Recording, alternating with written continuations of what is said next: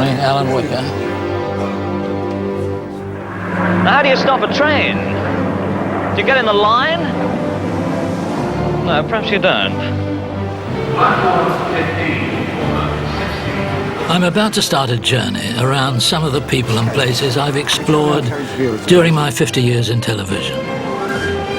No? Yes! Oh, yes! Can you imagine doing that on the 8:53 into Victoria? Once you've casually stopped a train as majestic as that, the rest of your life tends to be a bit of an anticlimax. Morning. This is the thickest jungle known to man. If it's a place the police have refused to come into, I'm not quite sure what I'm doing here.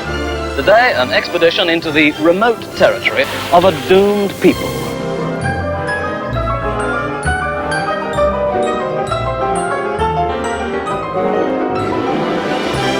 What about the rich? Is there sex after success? Here's some goodies that I must say I'm very lucky to have. That's about, what, £1 on each side, isn't it, you're carrying around? What a horrible, misshapen person. Isn't it better to be a helpless female? Definitely not. This is Whicker Island. International superstar Alan Whicker. Well, that's reasonable. You have had the worst international press of any president I've known. I'm told that you can get someone killed around here.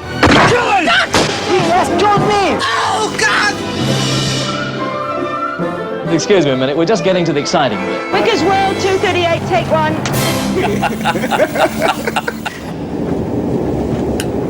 Living within Whicker's world has been a lot of fun. The excitement, the unexpected characters, the occasional glass of champagne.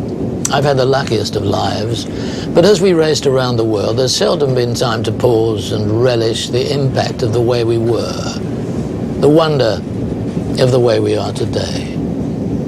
So for the next month, with your company, I hope, I'm going to rediscover some of this international cavalcade as we experience the journey of a lifetime.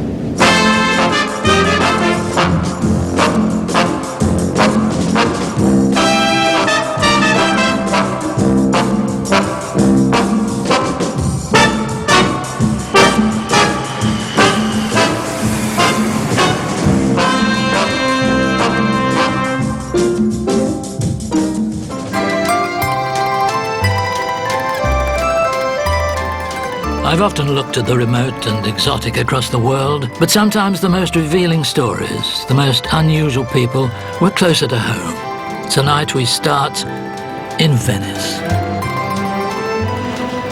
There are many dazzling cities in the world, but few hang in the mind like an obsession. Anyone who lives in Venice for a few weeks becomes bonded to feel forever proprietorial. Who are these people messing up my piazza? When I first reached this sea city in 1945, the war was ending, the soldiers had gone, the tourists not yet returned. Living in Venice was like joining an exclusive club. This Piazza San Marco had reverted to its role as an elegant medieval museum where one socialized over a Negroni at the Florian or the Quadri, nodding to other members as all Venetian life drifted around the tables. Having fought my way up wartime Italy with the 8th and 5th Armies, I reached Venice, to my joy, just in time for the peace. I doubt whether Venice has ever been as lovely or as happy as during that first post-war summer when it was an enchantment just to be alive. I was seeing out my army service here, of all places, and editing the 8th Army newspaper, Union Jack, in the elegant offices of the Gazzettino. Even in those days, as my requisitioned editorial launch swept some gorgeous contessa across the lagoon for lunch at Torcello, or into an opera box at La Fenice, I was aware that life was as good as it was ever going to be, however long I lived.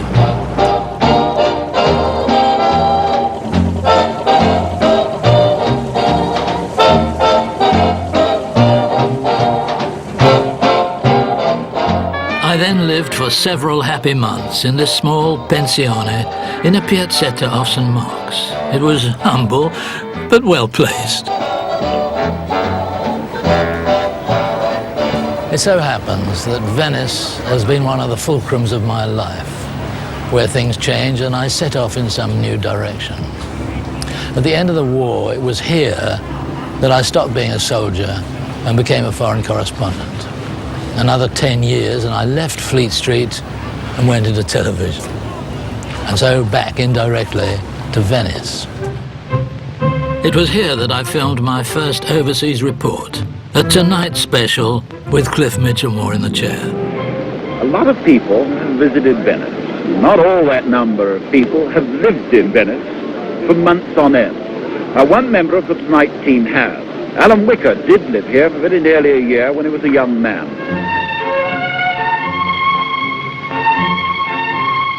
Hello. For centuries, this Venice may have been casting a theatrical spell over visitors.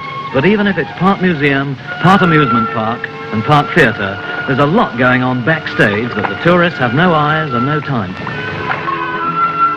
Venice is where I was measured for my first peacetime suit, my first silk shirts. More significantly, it's where I began to send flowers to deserving signorinas and opened my first account at Harry's, with the late Giuseppe Cipriani watchful behind his bar. It was little known then until made famous by Ernest Hemingway. Now it's one of the most famous bars in the world, and still anonymous.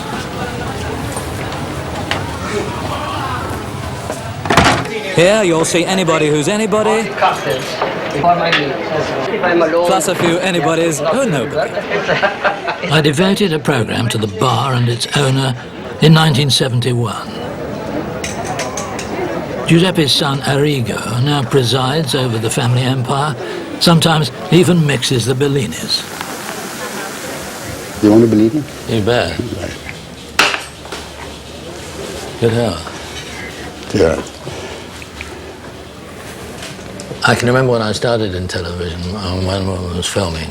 Yes. I always interviewed people, and they were sometimes not at all experienced. Yes. And so one used to have a bottle of wine and would help them with the wine, you know, and you have a feel better, you know. And at the end of it all, I found I was reeling about, and they were perfect. I was looking the other day at the Wicker's World that I filmed with your father, and he was here in the bar doing exactly what you're doing now, and looking very much like you're looking now. But it's one of the most famous bars in the world, yes. and yet no one would ever accuse it of being very elegant. It all comes from the idea of freedom. So we didn't impose the furniture. It's the furniture without any imposition. If you come when it's empty, I mean, it tells you nothing. So the real furniture are the customers, you know, when they come in, because they feel free.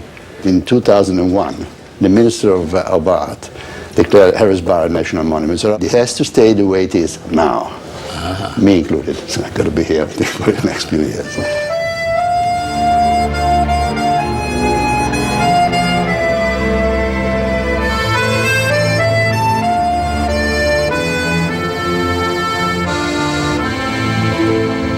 Few cities around the world impose this yearning upon those of us who are drawn back year after year, not to do anything in particular when we get here, but just to lounge about and satisfy a longing to be absorbed for a while into a different and a beautiful world. Always lucky and happy, yet always too poor and too busy to buy that Venetian apartment I've been looking for all my life. I could have picked up a palace on the Grand Canal then for the price of a few rooms today. So now it's too late, and my regrets haunt those old grey stones and these old grey bones. Yet when I'm in Venice and happy, springtime still sings in me. Though I'm well aware that in truth it's now really the song of autumn or winter. Not even nostalgia is as good as it used to be.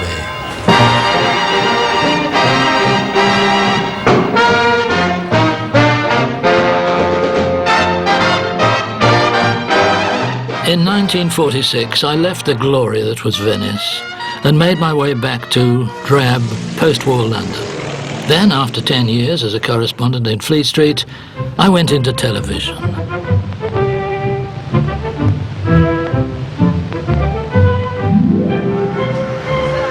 This is my oldest surviving Tonight footage from early 1957. I was snapping at the heels of the Bunko boys who were selling plastic bags in Oxford Street and presenting a smooth front to watchful policemen. Mothproof, dustproof and waterproof, 1 shilling each only. How long have you been in Oxford Street? Approximately 10 years. Do you have a lot of trouble with the police? No, not on the whole. On the whole, I find the police a very nice body of men. Why should the public buy this waterproof, mothproof and dustproof bag from you? Well, you see, because they can't buy them in the stores for the same price, you see. Why do you choose Oxford Street? Well, you see, Oxford Street, there's a tremendous weight of people there come every day, you see, you know what I mean? Do you pay any income tax? No. You get chased by the police, diddled by the public, they say. But of course, every penny you make in this mark is tax-free. Get your polythene bags here. You all know me. Only a bob each. Moth-proof, waterproof and dustproof. I'm not here today and gone tomorrow. Only a bob each. Tonight was television's first nightly magazine programme. Its fast format of quirky human interest was new to our screens. The BBC was still embedded in its civil service ethos, which took broadcasting off the air every night between 6 and 7, in case viewing parents had trouble getting their children to bed. Can you imagine? We were then writing the grammar of television, so that quaint hour-long toddler's truce of 1957 did not long survive tonight's arrival. Soon, viewers were being treated as grown-ups, where the next tonight was always tomorrow night, and you could make your own house rules in your own home. Wow. Aren't your feet killing you? No, they're all right. You comfortable? Yes. I think you're going faster now, aren't you? Yes. You're speeding up a bit. What do you think of pacemaker? Well, stop it. Soon we had 7 million, then 10 million viewers. This at least changed the eating habits of the nation as sales of coffee tables soared. It seemed that arriving home from work in the evening, everyone wanted to settle down to a meal in front of that cheery gang on Tonight, where something was always happening. Well, it's all right for you, sitting there, but my feet are killing me. Good night.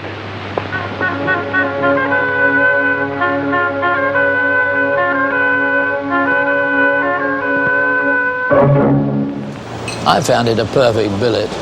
Since I'd spent several years commanding the 8th Army Film and Photo Unit, I knew a bit about photography. Then Fleet Street taught me how to write fast.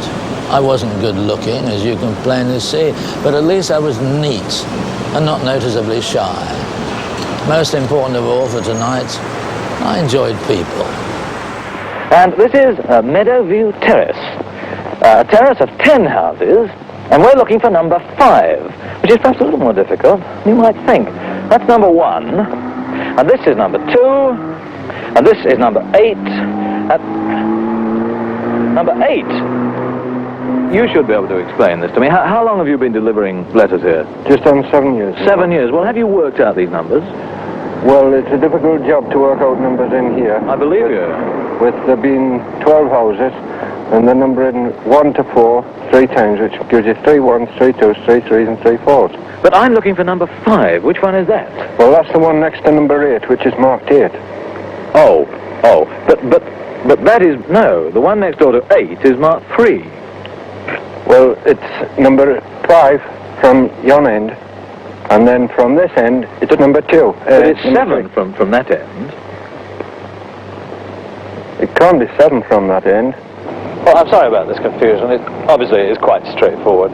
If number 8 is the third one from here, and the 6th one is in fact number 1, 5 must be the 4th down, or possibly the 5th down. Anyhow, I'll find out by trial and error. Good night.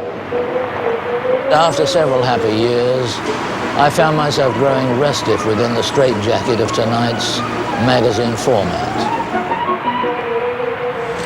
This required filmed reports up to 20 minutes long, usually about 10, so there was little time to develop theme or personality. It seemed that I was drawing away from the stop-press demands of our fast topical program, while the producers were preoccupied with feeding the brute nightly. In the end, we did a deal. I'd continue under the stick of tonight and accept the carrot of an occasional series of one-hour specials. The first 2 curtain raisers we rushed into were devoted to the solitary billionaire, J. Paul Getty, and the model millionairess, Baroness Fiona Teesson. These were seen in 1963 as television milestones. Getty for content, a revealing profile in depth, and Fiona for style and treatment. In the early 60s, tycoons were not in the habit of inviting readers of glossy magazines into their beautiful homes.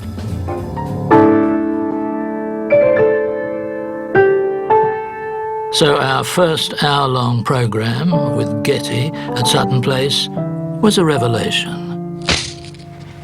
Money is secondary. Nobody makes money unless they run a mint.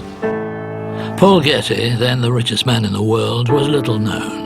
He lived alone in his splendid Tudor mansion in 700 acres of Surrey, which he'd bought for £65,000. I'd met him a few times socially and was invited to his Sunday lunches.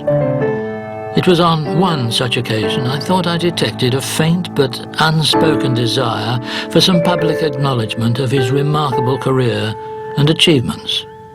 He seemed the least likely prospect for the total exposure of television, but when I suggested he might be the subject of my first in-depth program, he agreed. I'm intelligent. I like to think. I know others just as intelligent or more intelligent. I'm imaginative. I like to think. I have many friends and acquaintances that are just as imaginative or more imaginative. I always wish that I had a better personality, that could entertain people better, was a better conversationalist.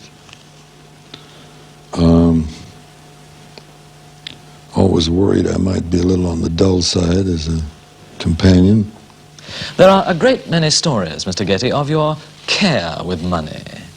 For example, you've installed a paid telephone box here in Sutton Place to prevent your guests abusing your hospitality by making trunk and toll calls.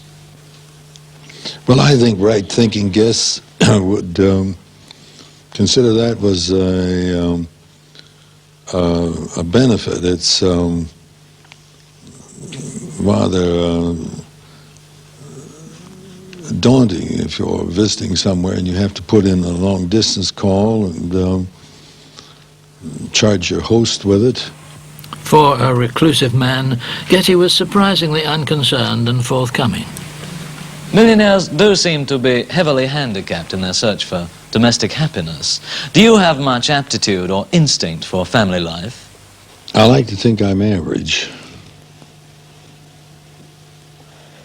You're not average in as much as you've been married 5 times, Mr. Getty. Well, maybe business had something to do with that. Certainly your spectacular success as a businessman has only been equaled by what seems to be your abysmal failure as a husband. That's right. I'm the world's worst. One of your wives has said that you're much afraid of showing your feelings. She says you've never been able to open up with men, or indeed have an intimate man friend. Oh, I think I've had a few good friends. among men. One of the closest friends I had, one of the best friends I had, unfortunately died this morning. I was stricken and wanted to stop the recording, but he continued as though nothing had happened. I think I had a long and close friendship with him. She says, Paul is the most lonely man I know. He wants to meet the other person, but he can't. I wouldn't say that I've ever felt particularly lonely. I've been too busy to feel lonely. When the program was transmitted, there was no doubt that the reclusive Paul Getty had won the viewers' sympathy vote. His mournful and hesitant delivery ensured that he was not an easy interview, but viewers did not envy his lifestyle or his wealth. They just felt sorry for him. On one US network, the program was shown twice in the first week. One reviewer described him as an essay in gloom. That was something nobody could ever say about my second subject.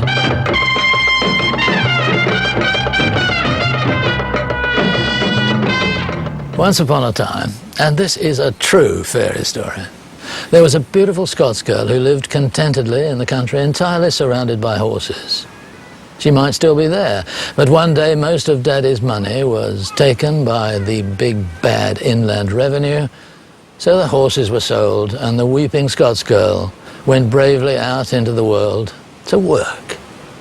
She became a model and the fashionable face of 1952, the unattainable creature on haughty magazine covers.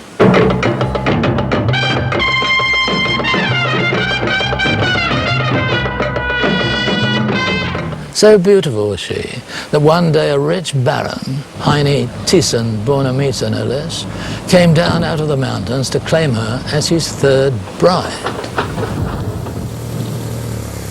And together they set off to the place at the end of the rainbow where rich people go to be happy. I followed her to Switzerland and Italy with the camera running. It was going to be a new style of documentary with the reporter sharing the action. Oh, non, ça va. Non, on va faire ça après, peut-être. Hein? Sorry. What did you have to set about changing in the Baron and his way of life? As a person, I wouldn't, you mean this thing, marry the man today and change his ways tomorrow? Not me. No, I didn't, but I had an awful row, I remember the first week we were married, because he had a telex machine in the room next to our bedroom. It's one of those things, you know, you can dial a number and type a message to anywhere in the world. And, you know, the New York Stock Exchange prices used to come in at night, and Heine used to leap out of bed and rush across and look at it. And so I had to, you know, have it removed. I said either it's the telex or me, because, you know, as a newly married wife, you sort of are sensitive to those sort of things. Fiona and Baron Heine had been married almost 7 years. They had one daughter, and Fiona was now 7 months pregnant with their second child. What about the satisfactions of wealth? Well, here's some goodies that I must say I'm very lucky to have.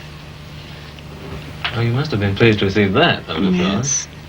Well, what woman wouldn't be? Well, how many carats is it? I think 25. These are a pair of yellow diamonds, which I'm very, very fond of. They must be about 25 carats too, I suppose. They're 25, I think about 25, yes. And this is the necklace that goes with them. And how many carats is that one? 50. Diamonds, it seems, are even a multimillionaire's best friends as well. Absolutely. It must be a great comfort to have diamonds by the dozen, I suppose. Comfort against what? For what? The cold, perhaps? Yes, I have to be useful for something.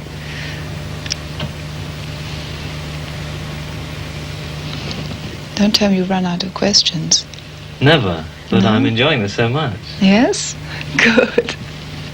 After transmission of Model Millionaires, the BBC received no criticism about her unguarded but endearing display of enviable wealth. Everyone, critics included, adored her. I believe the response might be different in these less generous, more resentful days.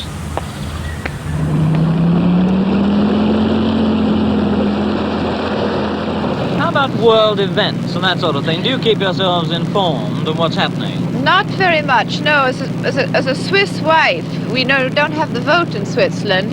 I don't really have very many opinions about it. Let's go a little fast again. All right. There's something about a speedboat that makes you want to laugh. You can.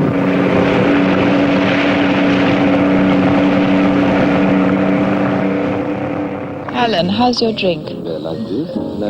He does flirt a little, your husband. Yes. Yes, and I like to sort of be there to keep an eye on what's going on. Why do you believe that the Baron loves you? Well, first of all, he stayed married to me for 7 years nearly. And secondly, he told me so, and he said that he loved me because I was very ordinary, which I interpreted to mean that I wasn't neurotic. And so we agreed, and it suits us both. The best aspect of Whicker's world is that my interviewees often become friends, and so it was with our model millionaires, Fiona Teeson. And today, she's visiting my home in Jersey. Sadly, she and the Baron didn't live happily ever after. Heine moved on to other brides, 2 or 3, I believe. But at least I gained a friend for life. Fortune. Yes.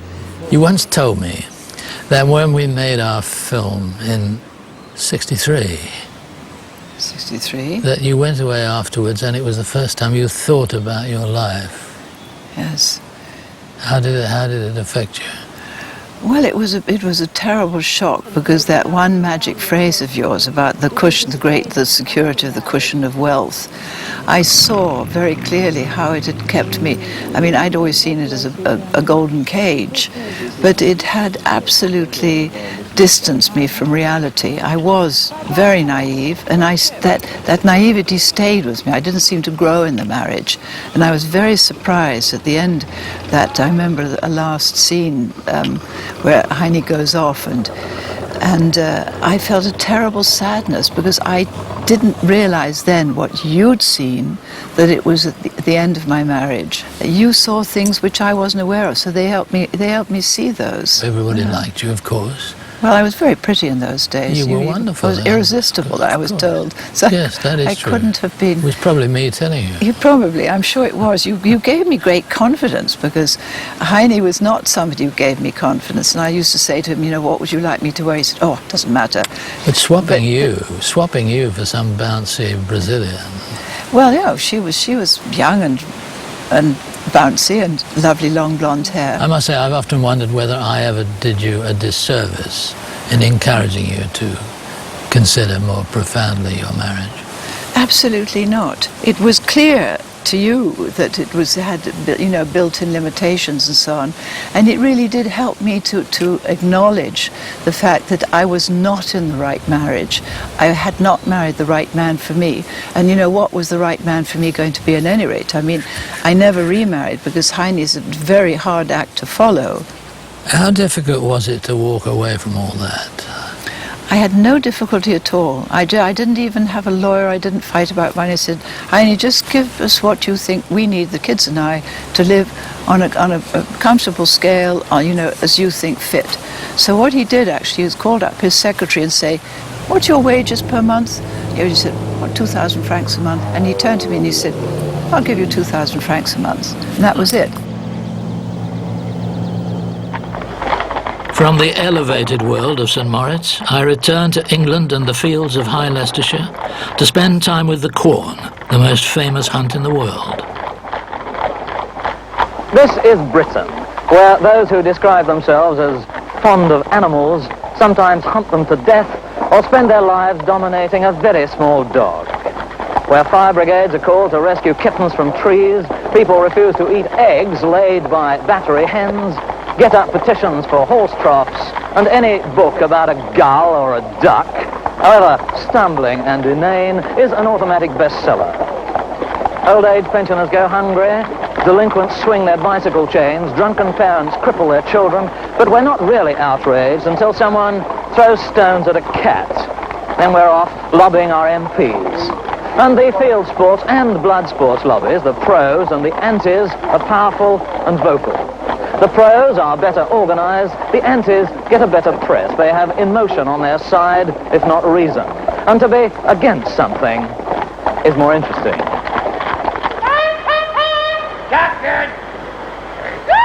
Everyone takes sides on fox hunting. For centuries, the pursuit of animals for sport, not food, has caused bitterness between classes and separated town and country. A local fox hunter had just been killed in a fall, and his widow received letters expressing delight at his death.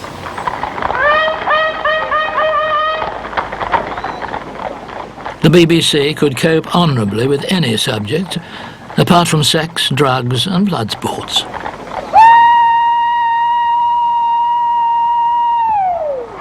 During several busy weeks, we filmed everything there was to see in this whole scarlet carnival, except a kill. For a responsible programme balance, this needed to be shown.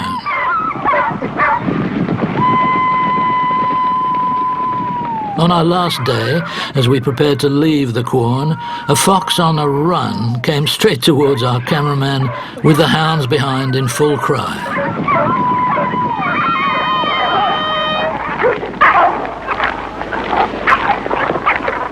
In filming so controversial a programme, we could not win. But, strangely enough, we did. The chairman of the League Against Cruel Sport and his antis enjoyed our film, they said. And Death in the Morning was the BBC's 1964 entry for Television's International Prix d'Italia. Splendid. Thank you. Despite all this sweet talk, fox hunting was as divisive as it is today. I have the original Daily Mail cartoon foxes wondering, are you pro or anti-Whicker? Fortunately, there was an adequate supply of pros, for we'd been allocated peak transmission on Saturday nights. The first-time documentary had been allotted an entertainment slot.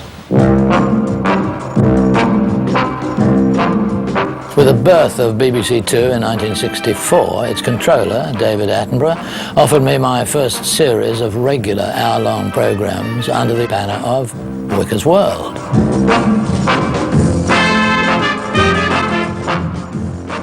The convenient alliteration of the title allowed us to look at anyone, anywhere, or indeed anything in a personal way, with someone to carry the can after transmission for what had just been said and done. That's a signed documentary, and it meant that I could cast my net wide. It's showtime, ladies and gentlemen. They're here to be shaped and baked, steamed and creamed. Why do you think a young woman like that felt the need to have her breasts increased? Could you explain who you are? I am the master power. I mean, aren't people unpleasant? As a rule, no, but you get some real head cases. Just stand with your legs apart. Who told you to move? Go back to where you were. That's lovely. Fashion, like love, is a personal and two-way affair. It can be quite rude. Keeping things at fever pitch. Get out or I'm going to bust you. I'm going to put you in there and hold you under. Now get up. This was uncharted, though splendid territory.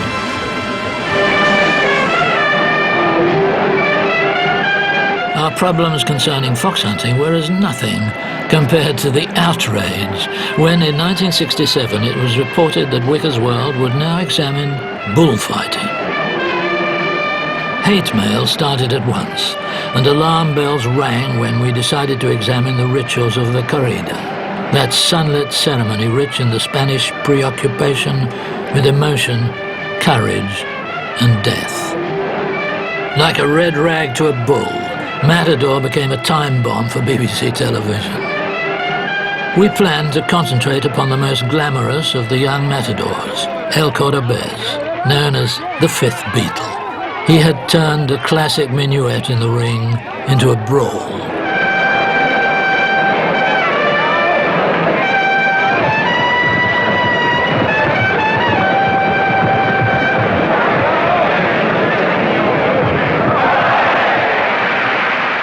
It had been the policy of the BBC not to allow bullfighting to be seen in Britain, but we took a deep breath and a deep look.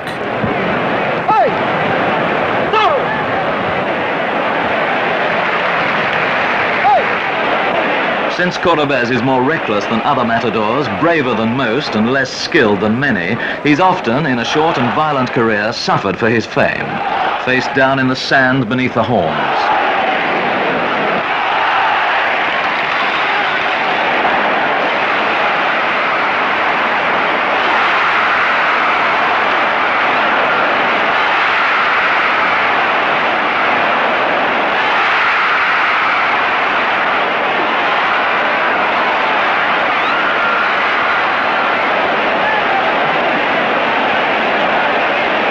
The anger that drives him back towards the animal brings the crowd to its feet.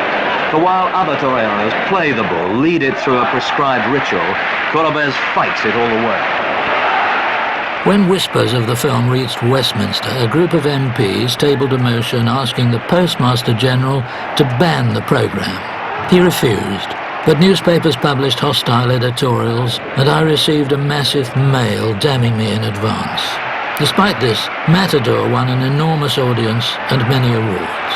A significant American magazine summed it up well, I thought. Honest and pitiless truth. It was the first bullfight to be shown on British television.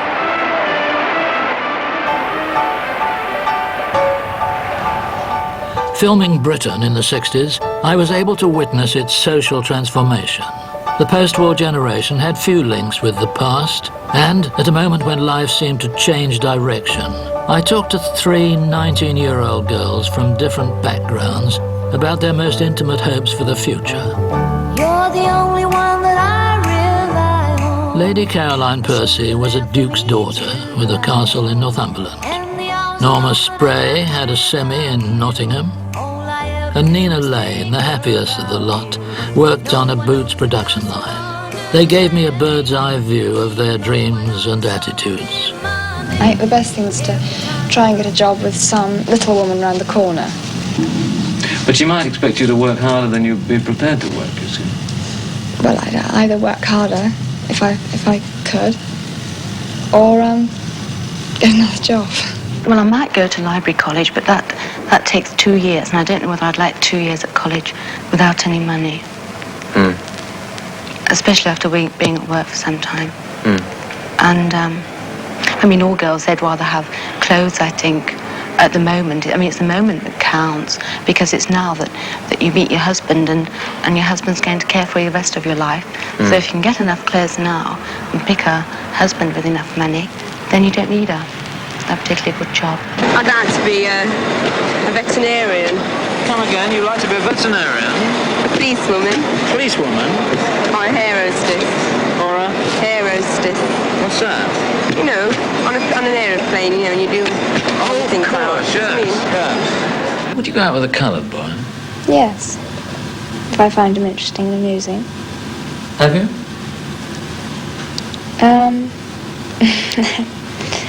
Yes. No, I definitely wouldn't go out with a coloured boy. I don't like mixing races together. Really? I mean, even if he was agreeable and kind and all these other things, you wouldn't... No, because I wouldn't be agreeable. Wouldn't you? No. How do you set about competing? What do you do? Well, you just have to buy as many clothes as possible and keep changing your hairstyles and changing your makeup and things like this, and try generally to look prettier than the other girls. If you look absolutely marvellous, I mean, who needs to have a gorgeous character? You need a fantastic character if you're ugly. Do you think that today virginity has much value in the marriage market? No. Depends. I mean, in certain sections of society, less than others. In your section? I wouldn't say it had much value. No. Most chaps would prefer to sleep around themselves, but when it comes to marriage, they would prefer to marry a virgin or a near virgin. They don't want to marry the sort of girl who's slept with all their friends. What's a near virgin? Well, somebody who's just been to bed with the people who she's thought she was in love with and she thought she was going to marry. But isn't that what all the girls do? No. No, if you sleep around, you certainly don't. Now, of all your girlfriends, the girls you know and the girls you work with, how many do you think, who are your age, are still virgins? I don't think any of them are. I don't think anybody is. I think when they get 14 and they know practically everything then, I don't think anybody can be a virgin. We don't really talk about things like this. I've never met anybody who I can say, you wouldn't go and say, do you sleep with your boyfriend? How do you hope you'll spend the rest of your life? Just to live comfortably. And to get married and have some children, that's all. And to live here? No, not to live here, no. To live somewhere else? Somewhere else, yes. Caroline married a Spanish count, divorced, and returned to England with 2 daughters. Norma is married and lives in Bournemouth. Nina also married, but sadly died of breast cancer in 2001. She was still working on her factory production line. Good evening. We're about to see a program on divorce as it affects a merry-go-round of people in the public eye, who are subject perhaps to unusual stresses. Divorce, of course, is not a happy subject. It can be, as you'll see, a time of great distress. Tomorrow, the House of Commons will consider the Divorce Reform Bill. 40 years ago, when our investigation into the stresses of divorce was filmed, 80,000 divorcees were thrown back into the marriage market every year. In those days, divorce laws could be quite cruel and so hostile to divorce by consent that they seemed to demand the spectacle of cruelty in public before 2 people could legally bury a dead marriage. Then, as now, in every parting, someone is selfish. In every wretched divorce, there's one who goes eagerly towards remarriage, perhaps, and a sort of happiness. One who's left behind alone. I spoke to Robin Douglas Hume after he'd gone through the awful rigmarole then required to obtain a divorce, posing for compromising photos of himself with someone, anyone, who was not his wife. She didn't want a period of separation, trial separation, and then come together. She wanted her divorce.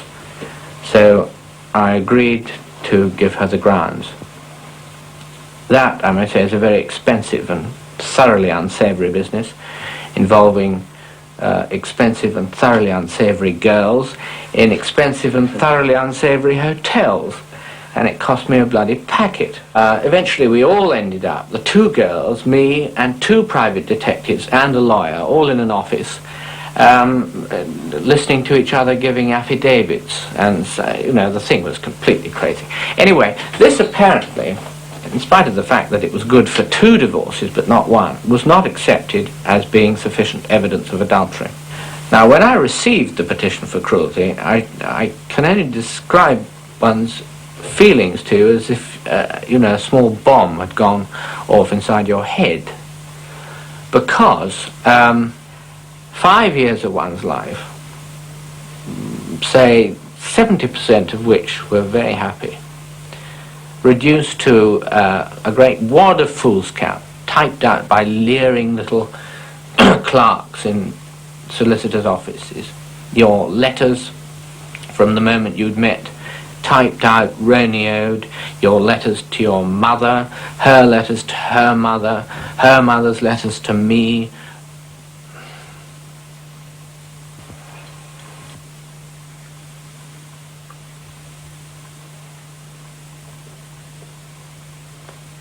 It was all right, you felt, to be regarded as an adulterer, but you couldn't bear to be regarded as cruel. I couldn't bear her to put a kind of tombstone on this marriage, reading in the way that that petition read.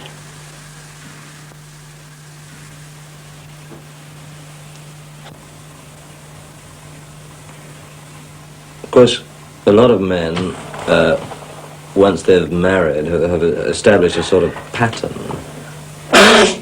and marry soon after again. Have you thought of of marrying again?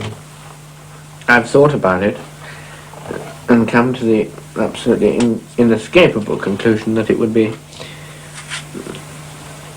a final mark of insanity. Because if you failed once, I think you're going to fail a second time. Secondly, I just don't want to be destroyed again. It was probably the first time viewers had seen upper-class tears on television. We were not prepared for heartfelt emotion from an old-school tie. Our programme, we were told, helped the divorce reform bill through Parliament, but to my great sorrow, did little for poor Robin, who, after a failed love affair with a princess, finally despaired and took his own life. In 1968, after 10 years with the BBC, I was invited to join a consortium bidding for ITV's new Yorkshire franchise.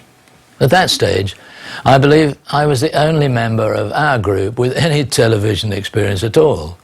But this imbalance apparently became an asset, since the most popular consortium was weighed down by so many famous names that ITV decided all chiefs and no Indians would lead to dispute.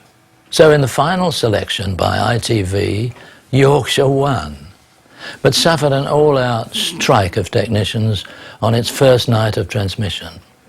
Upon their return to work, I struck television gold in Halifax with Percy Shaw, the Cat's-Eyes Man.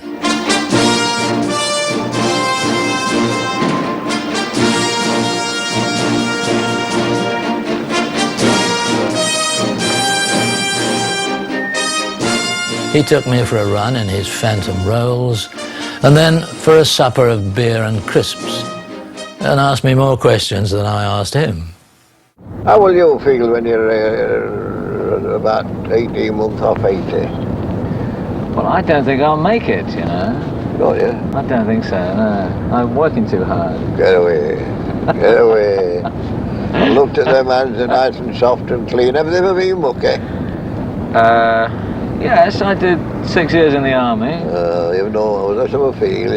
You have no the note. Now they're all soft, clean. Yeah, look at my roof. I'm glad I've had to rough it. Yes, glad I've had to rough it. In the days when he was roughing it, Percy used to follow the tram lines down this hillside on his way home from Rose Linda's pub at Queensbury above Halifax. But when they were taken up, he had the idea that changed his life.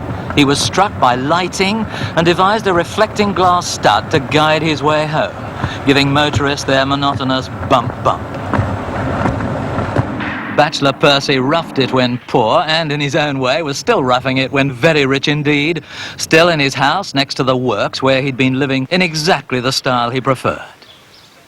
Every night was party time for Percy. In his stark sitting room, the invited sat before 4 television sets, which performed silently all day and every day.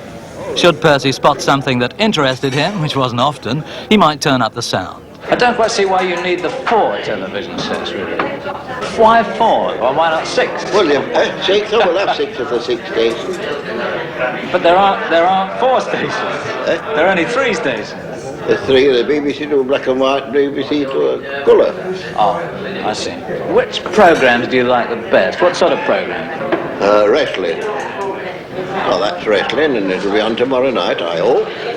And the musicals, you turn the sound up for the musicals? Turn the sound up for the musicals. Good music, yes. What about my programme? Do they get sound? I turned it up last night, first time, sorry. I see. So I've been here when you haven't heard a word. Yes. Haven't you thought, a man with all your money, that you could have made yourself a bit more comfortable? You see, the place is a bit bare, isn't it? It's a bit Spartan at the moment. Well, I find if you've health, you're comfort to everything. But you see, even though you've got your health, but what about a curtain on the window? What about a carpet? Oh dear. Well, you can see out. And when you cut the curtains, you can't see out. What would you say was the happiest period of your life? We went to London on a golden sovereign. So we told at Biggleswade, go in. How dare I tell it? With tea, a musical evening, a woman to sleep with, bed and breakfast, 5-course of bed and breakfast, and then she turned it out into orchard to fill his pockets with fruit, 1 shilling. That one's meeting, doesn't it? What was the fruit like? Fruit, lovely. There was apples and pears and plums. We filled his pockets with at a garden.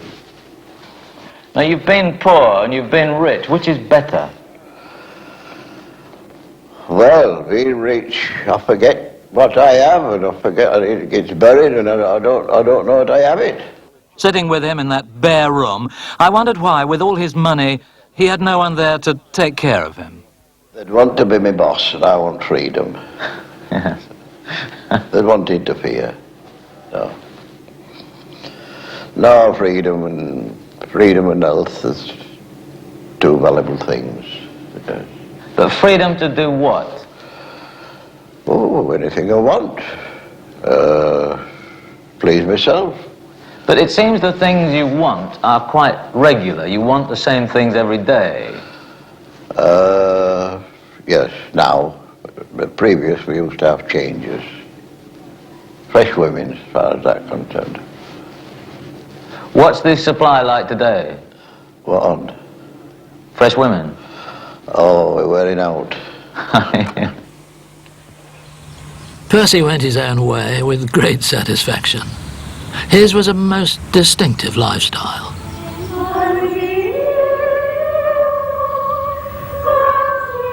Soon after that brush with unadulterated Yorkshire, I drove 150 miles south to Baddesley Clinton in Warwickshire to join a group whose trust in God was perpetual, the Enclosed Order of Poor Clares. Behind their monastery walls, these women had not seen the outside world nor spoken to a man for 20, 30, 50 years. After 75 years in this enclosure, one had never seen a motor car, a cinema, let alone television, though she had looked up to watch aircraft.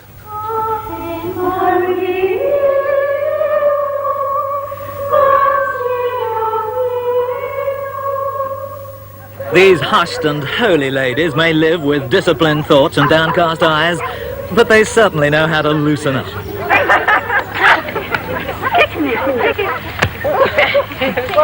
I'm not as good as this as you are.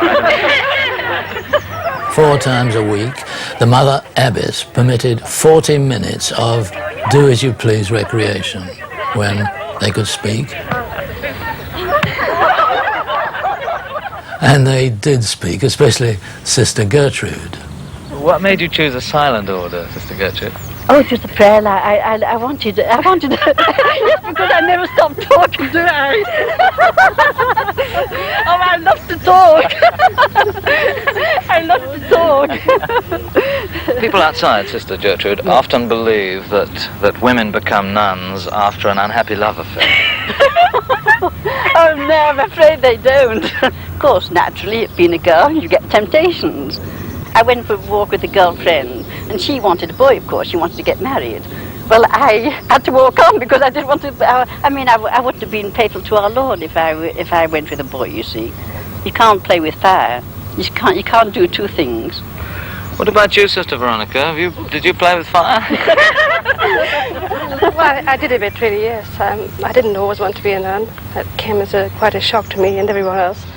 Their order was founded some 800 years ago to pray for the world outside, for the millions with no time or inclination to pray for themselves. A novice must live a life of prayer for 6 years before taking perpetual vows. Sister Margaret Mary was on the brink. Her parents had come to hear her decision to learn if they had lost her forever.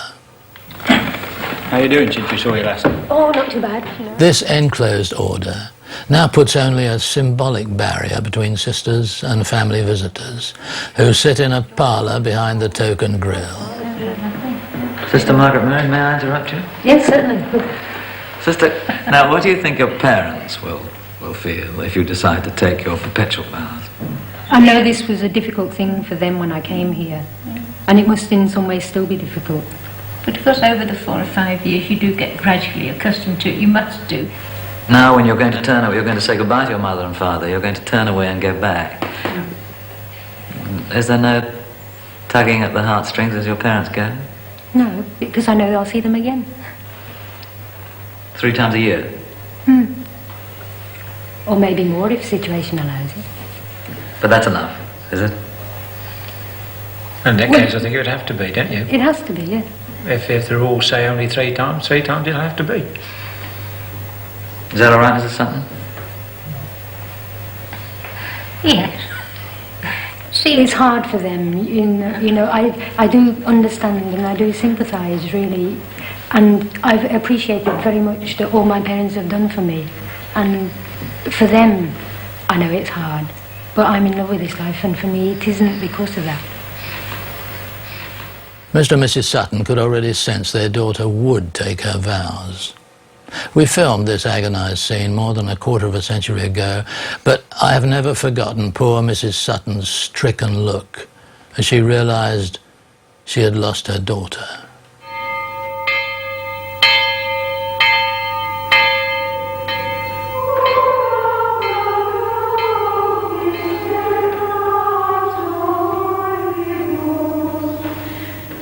When we left the enchanting Poor Clares to their holy lives, we wanted to leave them some token of our visit.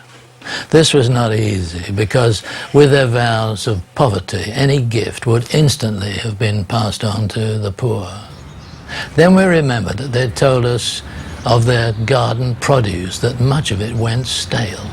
So we bought them the biggest deep freeze we could find, and as we drove away forever, a gaggle of excited nuns came out to manhandle it towards their kitchen. They sent me an illuminated blessing from St. Clair, patroness of television. She still seems to be taking good care of me.